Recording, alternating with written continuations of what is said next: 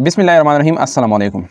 आज हम tenses start करने वाले हैं, लेकिन ये शुरू में ये बात याद रखिए कि मैं उस ट्रेडिशनल तरीके से आपको नहीं पढ़ाऊंगा कि टेंसेस क्या है और ये उर्दू की जुमलों के आखिर में ता है, रहा है या चुका है, ये इस तरह मैं नहीं करूँगा, ठीक है। हाँ, वो भी ज़रूरी है लेकिन ट्रांसलेशन की हद तक ज़रूरी है। और वो जब मैं ये सब मतलब टेंसेस ख़त्म करूँ तो फिर उसके बाद ट्रांसलेशन के मकसद के लिए आपको मैं आसान ट्रिक्स उसका भी बताऊँगा कि कैसे आपको पता चलेगा कि ये कौन सा टेंस है और कैसे आपने इसको ट्रांसलेट करना है। लेकिन मैं आपको एक आसान तरीके से टेंसेस सिखाऊंगा।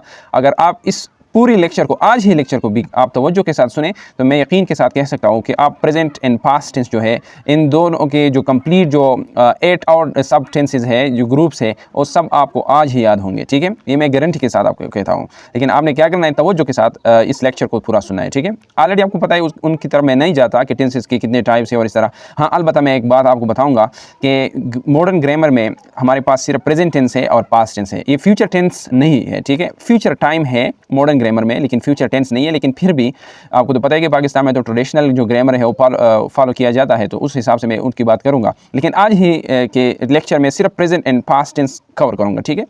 टेंसेस से पहले सबसे अहम बात जो है, आपको इंग्लिश में वर्ब का पता होना चाहिए, ठीक है। वर्ब के ऊपर मैं वीडियो बना चुका हूँ कि वर्ब क्या है। आपको आसान लफ्ज़ों में बताऊँ कि वर्ब वो लफ्ज़ होता है जो कि एक्शन शो करता है या स्टेट शो करता है, ये आसान अल्फाजों में, ठीक है। तो अगर आपको वर्ब का पता है तो फिर प्रेजेंट एंड पास्ट टेंस में आपको कोई भी मुश्किल नहीं होगी, ठीक है। अच्छा, मैंने एग्जांपल के लिए एक वर्ब लिखा है, सिर्फ एक वर्ब लिया है मैंने। आप सारे वर्ब इस तरीके से आप ले सकते हैं कि उनके मुख्तलिफ जो फॉर्म्स हैं। आपको पता होना चाहिए कि इंग्लिश में वर्ब के 6 फॉर्म्स होते हैं, ठीक है। 6 फॉर्म्स होते हैं और मैंने लिखी भी है एग्जाम्पल के तौर पर। राइट का मिसाल लिया है मैंने, एक होता है राइट, और इसी तरह दूसरा भी होता है राइट, और फिर उसका एस फॉर्म होता है जिसको हम कहते हैं राइट्स, और सेकंड फॉर्म है रोट, और थर्ड फॉर्म है रिटन, और फिर आईएनजी फॉर्म है राइटिंग।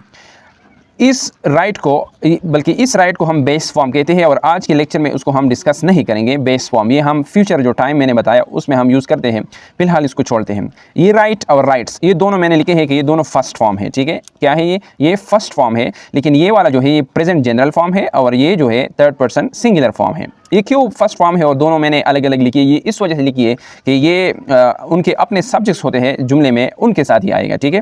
यानी ये राइट जो है आई के बाद आएगा, वी के बाद आएगा, यू के बाद आएगा, दे के बाद आएगा, या प्लूरल नाउन के बाद आएगा, ठीक है। आई राइट आप कहेंगे, लेकिन अगर आपने आई की जगह ही लगाया तो फिर आपने राइट नहीं लगाना है, क्योंकि ही तो मैंने राइट्स यानी एस फॉर्म के नीचे लिखा है, ठीक है। आप इस लिहाज से दूसरे वर्ब्स भी ले सकते हैं, उनका एस फॉर्म कभी ई एस फॉर्म कभी आई एस।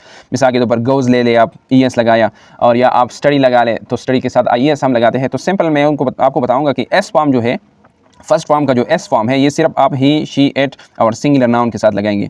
और इसका नाम भी इसलिए है थर्ड पर्सन सिंगुलर फॉर्म इसको कहते हैं। जो एस फॉर्म है ना, इंग्लिश में इसको थर्ड पर्सन सिंगुलर फॉर्म कहते हैं। फर्स्ट फॉर्म तो है लेकिन थर्ड पर्सन सिंगुलर फॉर्म है। इस वजह से थर्ड पर्सन सिंगुलर फॉर्म है कि ये थर्ड पर्सन सिंगुलर सब्जेक्ट्स के साथ यूज होंगे। थर्ड पर्सन सिंगुलर सब्जेक्ट कौन से हैं, इसके आगे कल जो मैंने वीडियो अपलोड की है, ठीक है, जो पर्सनल प्रोनाउन की बात है मैंने की थी, उस वक्त मैंने आपको बताया था कि ये टेंसेस के लिए लाजमी लेक्चर है, क्योंकि अब देखिए थर्ड पर्सन सिंगुलर मैंने वहाँ एक्सप्लेन किया है कि ये थर्ड पर्सन सिंगुलर सब्जेक्ट है, और थर्ड पर्सन सिंगुलर के साथ ये फर्स्ट फॉर्म वाला जो वर्ब है यूज़ होगा, जो एस फॉर्म है, ठीक है। सेकंड फॉर्म को हम पास्ट फॉर्म भी कहते हैं, ठीक है। आपने इसको सीखना है। सेकंड फॉर्म का दूसरा नाम क्या है, पास्ट फॉर्म। थर्ड फॉर्म का दूसरा नाम क्या है, पास्ट पार्टिसिपल फॉर्म। और आईएनजी फॉर्म का दूसरा नाम क्या है, प्रेजेंट पार्टिसिपल फॉर्म। अच्छा, ये हो गई फर्स्ट फॉर्म, ये हो गया सेकंड, ये हो गया थर्ड, और ये हो गया आईएनजी। मैंने शॉर्ट लिखे first form, second form, third form और आईएनजी फॉर्म, ठीक है। फर्स्ट फॉर्म में तो आपने सीखा कि विदाउट एस जो है ये आई वी यू दे के साथ यूज़ होगा। एस फॉर्म जो है सिर्फ ही, शी, इट के साथ या सिंगुलर नाउन के साथ यूज़ होगा। और ये सेकंड फॉर्म जो है ये तमाम सब्जेक्ट के साथ आप यूज़ कर सकते हैं, ठीक है। अब देखिए ये थर्ड फॉर्म जो है और आईएनजी फॉर्म, ये दोनों पार्टिसिपल फॉर्म है। मैंने लिखा है थर्ड फॉर्म को हम पास्ट पार्टिसिपल कहते हैं, और प्रेजेंट को हम आईएनजी फॉर्म को हम प्रेजेंट पार्टिसिपल कहते हैं, लेकिन कलेक्टिवली हम कह सकते हैं कि पार्टिसिपल फॉर्म है। याद रखिए कि ये पहले जो 3 वर्ब्स है, बल्कि मैं 2 वर्ब्स कहूँगा क्योंकि ये तो फर्स्ट है, ये फर्स्ट फॉर्म जो है, ये सेकंड फॉर्म जो है, ये आप सब्जेक्ट्स के बाद डायरेक्ट यूज़ कर सकते हैं, ठीक है। सब्जेक्ट के बाद आप इसको क्या कर सकते हैं, डायरेक्टली यूज़ कर सकते हैं। लेकिन याद रखिए कि ये थर्ड फॉर्म जो है या एनजी फॉर्म जो है, जिसको मैंने पार्टिसिपल का नाम दिया है, ये सब्जेक्ट्स के बाद आप डायरेक्टली यूज़ नहीं कर सकते। मिसाल के तौर पर आई राइट, आई के बाद फर्स्ट फॉर्म ठीक है, ही राइट्स ठीक है, या ही रोट या आई रोट ये भी ठीक है। लेकिन अगर आप इस तरह कहते हैं कि आई रिटन गलत है, आई राइटिंग गलत है, क्यों? क्योंकि पार्टिसिपल के आगे आपने हेल्पिंग वर्ब लगाना है, ठीक है। और कौन सा हेल्पिंग वर्ब आपने यूज़ करना है, आईएनजी फॉर्म का अपना हेल्पिंग वर्ब है, थर्ड फॉर्म का अपना हेल्पिंग वर्ब है, मैंने नीचे लिखा है, ठीक है। ये तो वर्ब्स है सारे, मैंने आपको बताया कि फर्स्ट फॉर्म है, सेकंड, थर्ड, आईएनजी। अच्छा, मैं अब आपको टेंसेस के हवाले से एक आसान ट्रिक बताता हूँ। इसको आपने जहन नशीन करना है, और तमाम टेंसेस इस ट्रिक्स के ऊपर काम करते हैं। और फिर आपको जो भी टेंस कोई बताएगा कि आप प्लांट टेंस में कोई सेंटेंस बताए, ठीक है, या ये सेंटेंस कौन से टेंस का है, तो डायरेक्टली आप उस सेंटेंस को देखेंगे और फिर आप उसका टेंस बताएंगे। अच्छा जी, आपको तो पता है कि प्रेजेंट, पास्ट एंड फ्यूचर सब में जो सब कैटेगरीज है वो इंडेफिनिट है, यानी प्रेजेंट इंडेफिनिट है, पास्ट इंडेफिनिट है, फ्यूचर इंडेफिनिट है, या simple present, simple past, simple future, ठीक है। और फिर है कंटिन्यूस, है कंटिन्यूस, ठीक है, कंटिन्यूस है, प्रेजेंट कंटिन्यूस, पास्ट कंटिन्यूस और फ्यूचर कंटिन्यूस। इस तरह present perfect, past perfect and future. Same is the case with perfect, continuous and with even it is found in present and past and future. ये 4 सब categories है, ये इन सब में है, प्रेजेंट में भी है, पास्ट में भी है, ठीक है।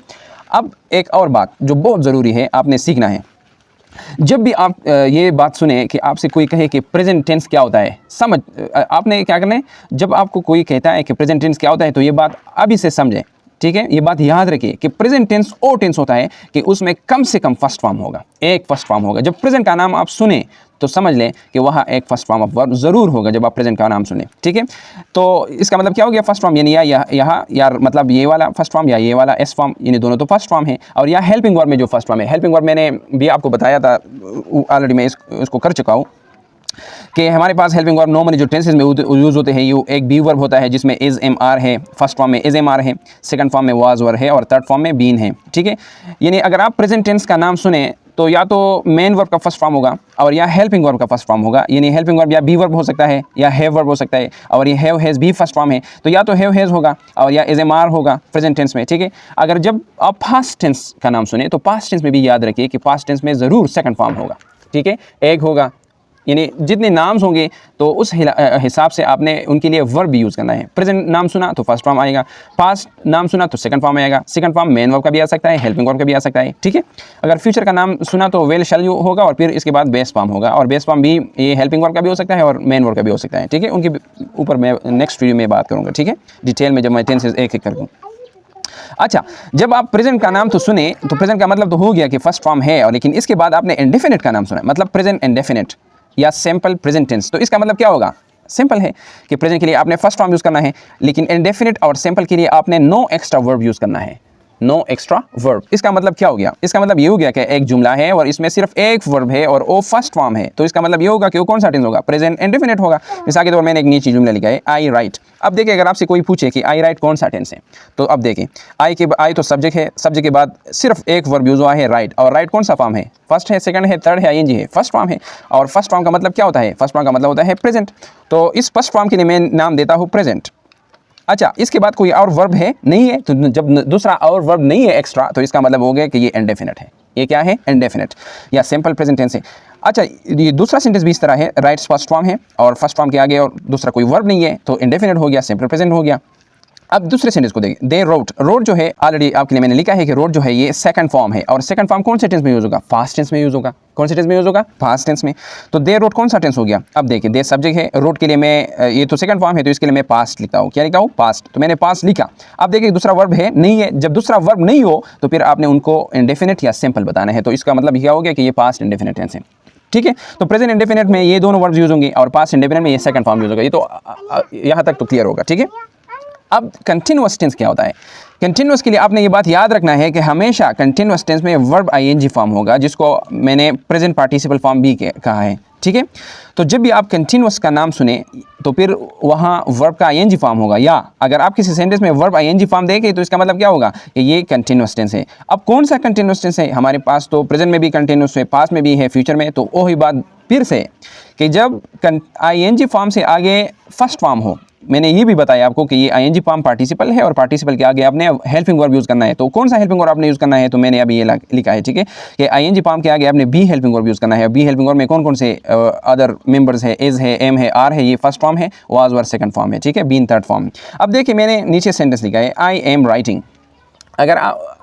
अगर मैंने इस तरह लिखा होता कि आई राइटिंग तो ये गलत होता, क्योंकि राइटिंग आईएनजी फॉर्म है और आईएनजी फॉर्म बगैर हेल्पिंग वर्ब के आप यूज़ नहीं कर सकते। लेकिन कौन सा हेल्पिंग वर्ब आपने इसके आगे यूज़ करना है, बी वर्ब यूज़ करना है, और बी वर्ब में ये मेंबर है इसलिए मैंने एम लगाया है, आई के बाद हम एम लगाएंगे, ठीक है। अब मुझसे कोई पूछे कि आई एम राइटिंग कौन सा टेंस है, तो मैंने आपको ट्रिक्स बताए हैं कि आपने सेंटेंस को देखना है कि इसमें फर्स्ट फॉर्म है, सेकंड फॉर्म है या कोई और फॉर्म है। अगर फर्स्ट फॉर्म है तो उसको आपने प्रेजेंट का नाम देना है, अगर सेकंड फॉर्म है तो उसको आपने पास्ट का नाम देना है, अगर आईएनजी फॉर्म है तो उसको आपने नाम कंटिन्यूअस देना है। तो अब देखें एम जो है ये फर्स्ट फॉर्म है, तो फर्स्ट फॉर्म तो हमें पता है कि फर्स्ट फॉर्म प्रेजेंट टेंस में यूज़ होता है, तो मैंने प्रेजेंट लगाया।